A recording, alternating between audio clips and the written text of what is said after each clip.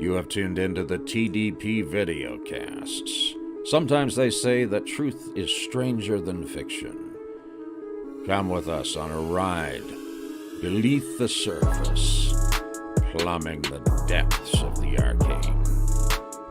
I'm Daniel, the host of the TDP Videocasts. Welcome. Hello and welcome to the TDP Videocast. It's been a while since I put a broadcast out. We are going to have two main broadcasts during this month. And of course, the first one is now. And we're going to be talking about what I have entitled the mortality effect. Now, the mortality effect is going to be something that I know you'll want to pay attention to because it really does affect so many different aspects, not only of the philosophy, but of the practical aspect of magic and how it works. I want to let everybody know, too, that I've got things working with the chat, so I'm able to see it. Hello, I see you there. I don't want to say anything by name because, of course, I do respect the people's privacy. And, one of the things that I want to go about talking about here is actually so important when it comes to getting past dualism and to effective magic and lasting power. Okay, rather than hit and miss, rather than being caught in a conundrum, you're there actually growing and becoming. And yes, I see the comment there. Thank you folks for your time as well in being here. And of course I know that a lot of us have nothing else to do right now because we're all sitting at home. But that's going to change. And I just, before I get started here, want to just say, regardless of the different circumstances that you might be facing, we have all faced difficult circumstances before, and we've come through them. And we will come through this as well. So don't fall for the fear-mongering that so many people try to do. That really only does something to drive into a self-fulfilling prophecy. All right? The self-fulfilling prophecy is what is made up of a person's energy and how they cause, through their attention, their focus, and their passion, things that, if not exactly like, very close to in circumstance, to appear and become in their own existence. And that is not something that you want to, put into as a focus of your life. Because if you do that, you're going to always be fighting yourself. Now, first of all, before we understand how to work with death energy, or as some people have called it, death energy, death essence,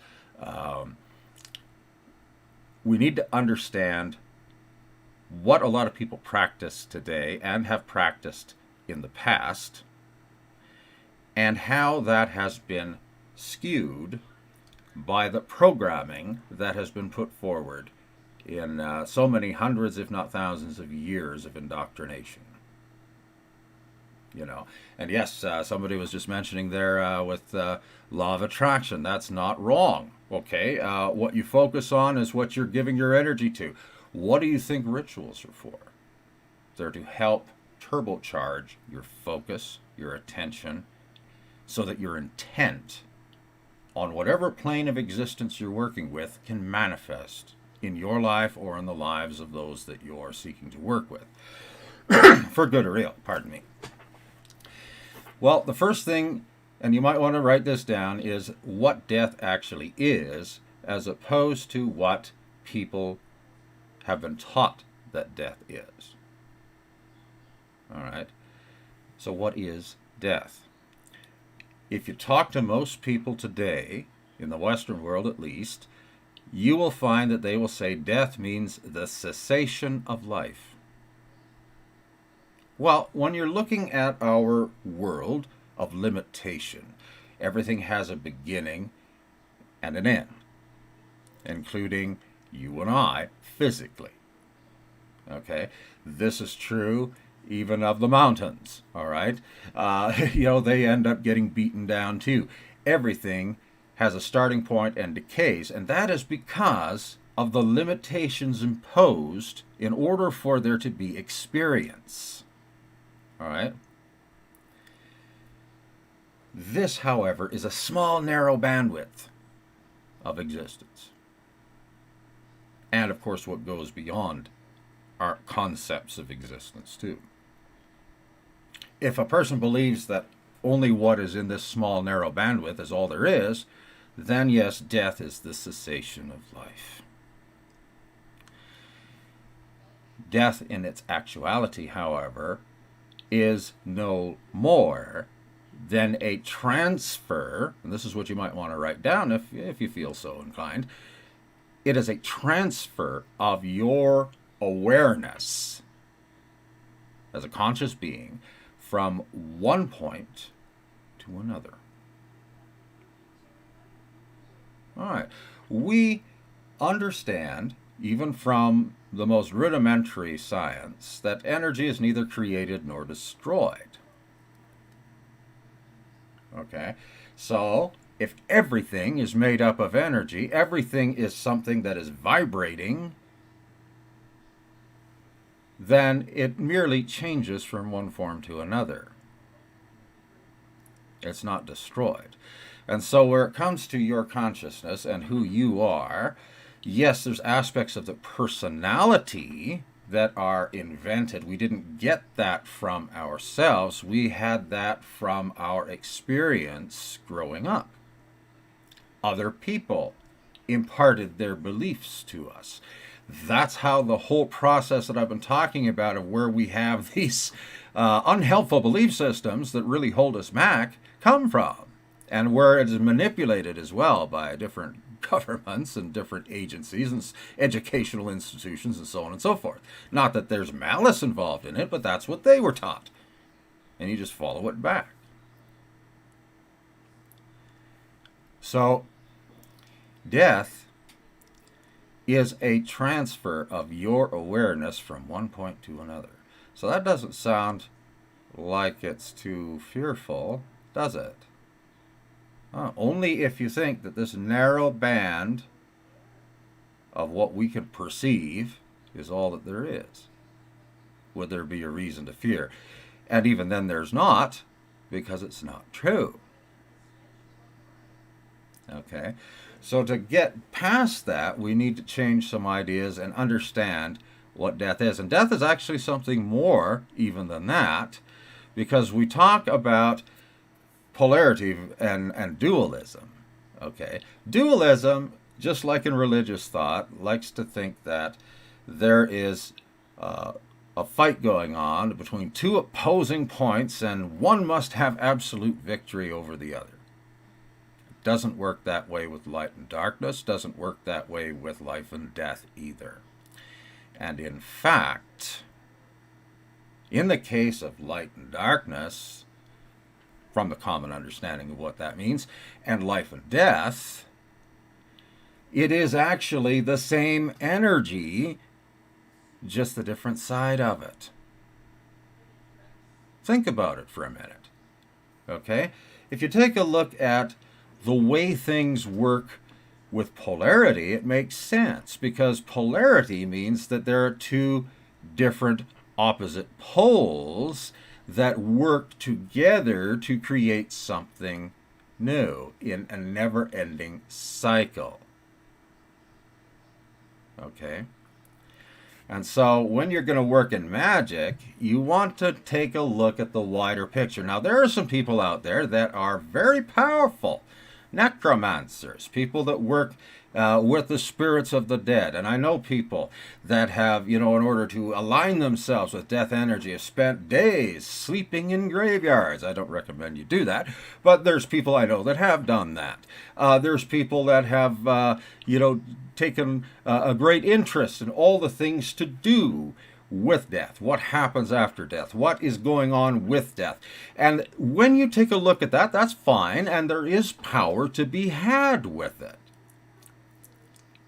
And so when you're looking at this, you realize that there's something there. But if you just look at that one area, just death essence, just death energy, just the same as if somebody was looking at the powers of light and of life and of growth, and excluded all things to do with death and with destruction, same mistake. It has power, but only to a certain point. And then there's a bit of self-deception that takes place, because you cannot have a working system of any kind. A system is what this multiverse is, that is based on polarity, if there's only one or the other. It's just like having a gasoline car engine, and you're focusing on the piston number 3, we'll say. Okay, you're looking at how it goes up and down and compresses the gas-air mixture, and the spark plug fires it off. However, you're not looking at anything else. Well, what about the fuel injection system that gets the fuel into that chamber in the first place? What about the flywheel that the pistons have to use to move? What about the camshaft that controls where the exhaust is going out? Because, of course, you have the power stroke where that explosion pushes the piston down, and then it comes up with its momentum and pushes the exhaust, the burnt up mixture out. That's why you have the exhaust coming out of your tailpipe. All right, but if all you're doing is looking at the one piston and that's all there is, well, you're not going to have a running vehicle.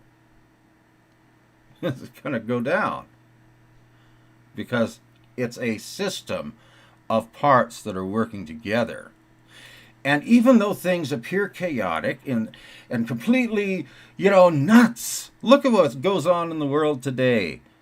All right, watch what happens in the news. It looks nuts, but you know what? Behind the scenes, if you back up the picture far enough, there is actually a chaotic order. Just because of the fact that we can't necessarily understand it because it's too big for the finite minds of our current existence to take in, doesn't mean it's not there. And the universe doesn't owe us an explanation either. It just is what it is. So how do you work with this energy? Well, you understand, like I said, that life and death, life force and death force, if you want to call it, are flip sides of the same energy. And in fact, we can see in nature and we can see in our own lives that this is a necessary interplay of polarity.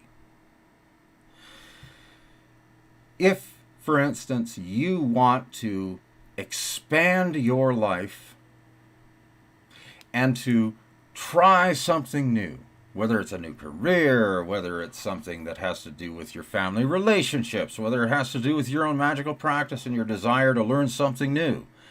First, before that can happen, which would be a creative force, a creative power, all right, being manifested in you, first, the things that are in your way, the hang-ups that maybe you need to get past to be able to do that, have to be destroyed. They have to experience death. Now, I'm not one of those people that thinks that, the fact that we have mortality means that life is meaningful. Okay, life can be meaningful even if you physically were going to live forever. What makes this interesting is that the interplay is what brings about the growth. Because where death is concerned, physically, it's like changing your shirt. Well, why is everybody so afraid of it? Why do people think that all those folks that work with the spirits of the dead are evil sorcerers? Well, that's because there are some wingnuts out there. They're the ones that get noticed that do some really crazy crap. And usually end up causing problems for themselves because they don't understand how energy works, not on the wider context. But the power of life and death, when seen in that unity, becomes something that is not good or evil, but either helpful or not helpful. And that can change with the circumstance. I see we have a pretty active chat here this evening. It's awesome to see. And thank you very much to all of you folks. Now, when you're going to work in magic with death essence, the first thing that you need to do is to get past this duality. Okay, the second thing you need to do, at least in my opinion, from what I've been able to see in my own experience, is you need to have very clear goals. What is it that you want to do with this essence? Because it can be very dangerous. Magic is not for the faint of heart, and there are things that you can do if you are not paying attention and seeing things from a bigger picture that can really do stuff to screw up your life. Okay? It's not something that you do flippantly. And especially as you become more and more practiced and you find more and more success in what you're doing, you got to watch what you're doing. Because you can, just like somebody said in the comments earlier here, when you're focusing according to what they say in the law of attraction, you can add a great deal of power to things that you possibly don't want to have in your life. So you learn how to let things go that aren't important to you and hold in your focus the things that you do want. Now, when you're going to work with death energy, there are 3 ways that I've seen successful work in that. One is the gathering of knowledge and information. Do you know that the ancestors and the people that have lived and died that haven't yet moved on into a new life have a great deal of experience that can be helpful? Communicating with these spirits, as long as you have this one caveat in mind, that they are not the end-all and be-all of knowledge, and you have to verify things first before you take action on them, you can actually learn quite a bit. You can learn quite a bit about how things work on the other side of the point of consciousness between life and death. We can understand a little bit more about what we can do, not only to communicate, but to bring out that which is going to be very potent in manifestation in your will. You see, the spirits of the dead have power, and they can do a great deal of things.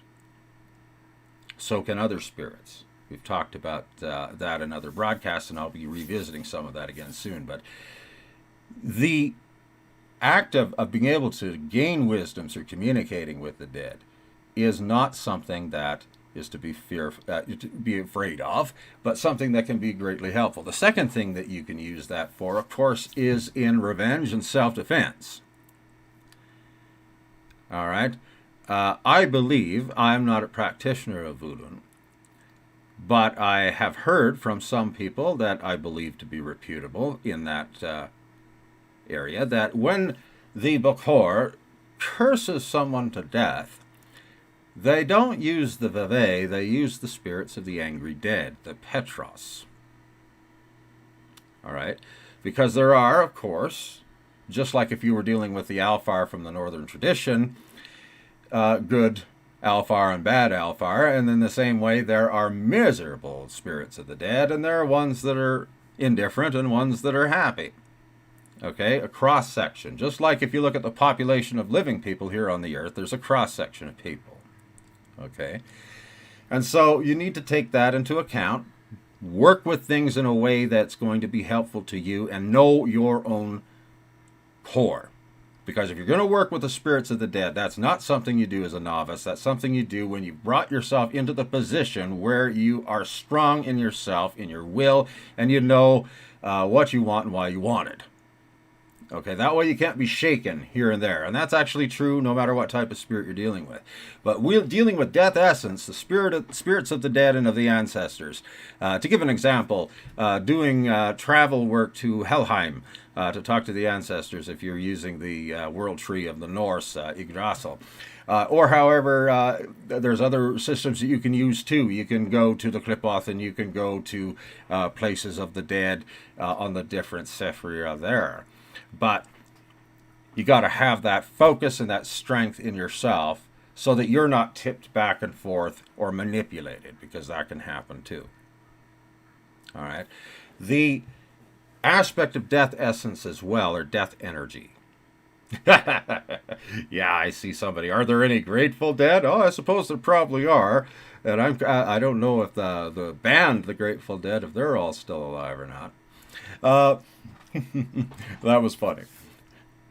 But getting back to what we're talking about here, where it comes to the use of death essence for revenge and defense, there is also the projection of death essence itself. And that is, of course, best described as inertia. All right, what do they say when somebody has died? They say, rest in peace, usually. All right. There are forces in creation that are prime movers. And there are forces in this multiverse that are resistant to motion. That again is another example of polarity, life and death. Okay? And when you do that, you can actually cause a person to shut down. That is not something to do lightly, in my opinion. You make your own decisions. You know, I'm not here telling you that it's, all has to be done my way. I try to do things, as you probably know from this channel, that is applicable no matter what type of path you're on or what type of magic you're working. Okay? And whether you consider yourself right-hand path, left-hand path, the right toe path, I don't care. If it's something that's useful to you. But for myself, I don't use that unless it's something that I consider absolutely necessary, because you don't swat a fly with a hammer because it puts a hole in your wall. Think about that for a moment. Okay? The third thing that you can do with death essence or death energy is put yourself into a position of being a conduit for the power of your fetch or daemon. What do you mean by that, Dan? Well, if you are focused on what is here in this world as the sum and total of existence, then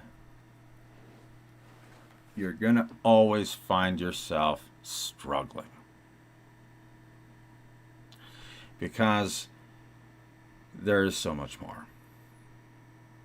But to be able to engage in that, a person must overcome the fear of death. This does not mean that a person becomes foolish and starts to tempt fate, doing things just because they don't care and they're not. That's apathy, okay? That has nothing to do with what I'm talking about here today. I'm talking about the realization, intuitively and in your awareness that physical death is only a shift from one point of awareness to another. When you lose that fear, you are not hanging on to what you think you have built here as though it's the only thing. And when you actually are able to psychologically and emotionally let it go, I know this is a paradox and it doesn't make sense. When you let it go, you get it back in spades. Because the whole process of what causes your experience in this world or any other is what comes from the all as an impulse through your daemon, through your mind and your body, and it brings about your reality, your experience of perceived reality. And so when you are not hanging on to the perceived reality as though it is reality with a capital R, you are now actually able to be a conduit for the very power that brings the experiences that are going to be helpful to you full on. It's kind of like if you've looked at the runes. If you take a look at the Elder Futhark, I'll just use this as an example. This is also in the Anglo-Saxon Futhark. And I like to talk about runes because, of course, that's something that's always been a cornerstone and a passion of mine. But the last rune in the Elder Futhark is called Daggers. And basically it looks like two triangles with their apex put together. So it looks like an X with sides on it. And that also harkens to a rune called Yibo, which looks like a big X. It is the paradox. It is the point of exchange between two polaric opposites that brings about wisdom, power, and everything. Everything. Because, and I believe I've said this in another broadcast, you and I, we are not our body. Our body is part of us, but that's not who we are. We are also not our mind. So what are we then? We're that which is in the silence. Okay?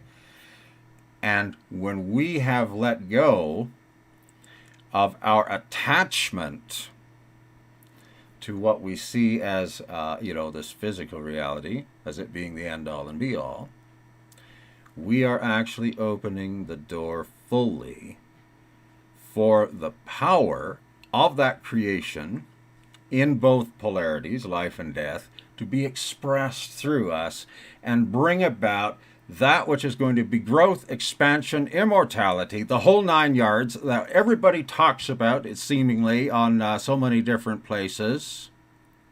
That's what brings it. Although, just looking at it from a limited perspective, a person would think that's nuts, that can't be, you've got to hold on to this and more and more and more. No, because the more you do that, like sand, it slides through your fingers because it was never actually real with a capital R in the first place. So how do we work this into ritual? How do we work this into actual practice and magic? Okay, well, first of all, you're going to want to make sure that wherever you're going to have your rituals, experimenting with death energy, that you're doing it in a place where you're A, not going to be disturbed, B, that you're taking safety considerations into account. So you have something that you can do, whether it's a banishing ritual of some sort. There's a ritual that I have in my book, Transcendent Keys to Power, that is called the Centering Banishing Ritual. That one's good. There's also the LBR. There's also tripothic versions of the LBR. There are all kinds of different ways that a person can banish things if you find yourself getting psychologically in trouble.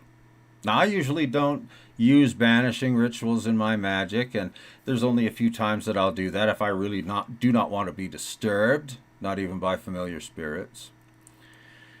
But sometimes a person may end up in a situation where they maybe feel they got into a bad scene, where they bit off more than they could chew. Well, this is something that you can use, something like that, to pull yourself back from it.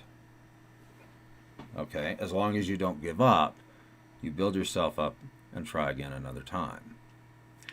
Okay, so you have that. Not being disturbed, B, having a plan of defense, and C, be willing to devote the time necessary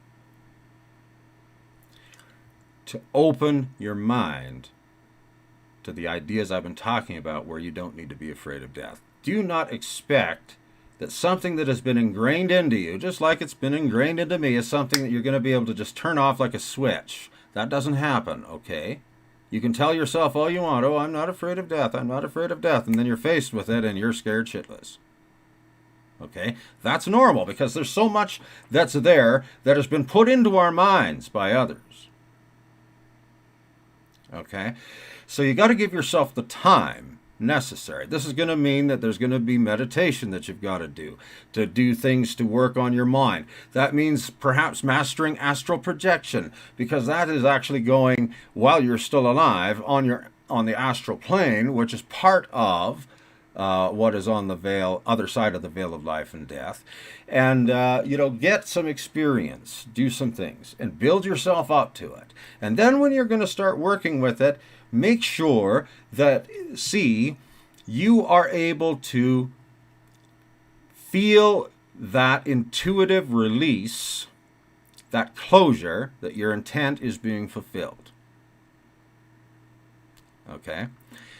Now, there's a lot to be talked about where it comes to death essence. Pardon me, I just smacked my microphone. And I'm going to start going into these things. I wanted to give just a general overview here to introduce this. Starting in the month of June, I'm going to do a broadcast that goes into the details of necromantic magic for certain purposes. Obviously, I can't go into it all. We would be doing broadcast after broadcast after broadcast, just on the same subject. But I wanted you to have this in place so that when I start going into the details of how to work some of these forms of magic, that you will have a context, you will have something already that you've written down from what I've said here today, so that you're going to be able to take it and do something with it. Now, I see a question here too. I heard death energy can be used as healing energy, almost like chemotherapy. Yes, in some ways, yes, it can. Because, of course, one of the reasons that you would want to use that type of magic, if you're not using it for revenge and defense or for other purposes that others would possibly take exception to, and really I don't care, that's up to you. But one of the things that you can use it for is to destroy obstacles. And this is something that's really important. It could be something that has to do with a physical issue. It can be a psychological issue. And you can use that force, that death energy, that inertial force, to actually erode it and bring it down. Because it becomes a target, just like any other form of aggressive magic. So you can do that. Okay? When you do that, you need to understand that there are ways to do this that are going to be helpful and ways that are going to be more of a pain in the backside. You need to have a bit of specific focus when you're going to use magic for that. All right. One of the things as well when you're using death energy is you want to make sure that your focus and the way that you let that energy flow through you is something that you don't let linger in you. Okay, so if you're going to use death essence or death energy, that's fine. make sure, more than any other type of magic, that when you're finished, that you get yourself in a completely different mindset, and also perhaps do something to cleanse yourself, because that type of energy will start to build up and actually start to drain you over time. So you want to make sure that you take care of yourself in the middle of all this too. And, I see another comment here from a little bit earlier. Words and thoughts need to be clearly defined. Yes, when you're taking a look at aromatic magic, this would be something to bear in mind too. Whether it's the good or the evil thought, the good or the evil deed, the good or the evil foundation for anything. Okay? The good thought, the good word, the good deed, the evil thought, the evil word, the evil deed. It's about making sure that you have the bigger picture so that you can balance yourself out. One thing that I don't care if it's, the most wonderful sublime magic or the most aggressive black magic. If all you do is focus on the particulars without having a wider context, you are just as unbalanced, just as vulnerable, and can just as easily fall into a psychosis. And I've known people that have ended up in that situation. So there's a good reason for me approaching this subject the way I am right now. And I'm going to be, like I said, getting into more detail on the next broadcast that I do on this subject, which is going to be the first broadcast in June. So I hope this is a help to you and a good primer for what it is that's going to be happening. Remember as well that you'll want to take a look on Amazon, if you haven't looked already, for Transcendent Keys to Power. That is available if you have Kindle Unlimited, free, because it's covered by your subscription. It's also in regular Kindle, and of course there are printed copies there too. So all you need to do is just type in Transcendent Keys to Power in Amazon, any Amazon in the world, and you'll find it there and have an opportunity to go through that. The next book that is actually the grimoire based on that, the full grimoire based on that, is coming out in the next while too. So there's a lot going on, and it's all focusing, all of it, my broadcast as well, on how to be effective in magic. All right, how to be effective. And it's not, a whole bunch of philosophical points. It's stuff that is there to really help you. I was wondering, before I close off here for this broadcast today, is there anybody that has any question in particular, other than the ones that have already been asked in the chat? And I see that. Thank you so much, Johnny. I appreciate the fact that you did that. Awesome. Just some folks that were telling me in the chat that they have been reading the book, and it's going well for them. So we're going to have another broadcast in June for the public side, and that's going to be talking about the Akashic Record, or what people have talked about in regards to the Akashic Record. I had a question from a patron, actually, about that, and so I'm going to make a broadcast of that, and that's going to be coming forward. And I'm going to be talking to you in that broadcast about what the Akashic Records actually are, as opposed to what, Hollywood might say it is, and how you can access that for your own power and development.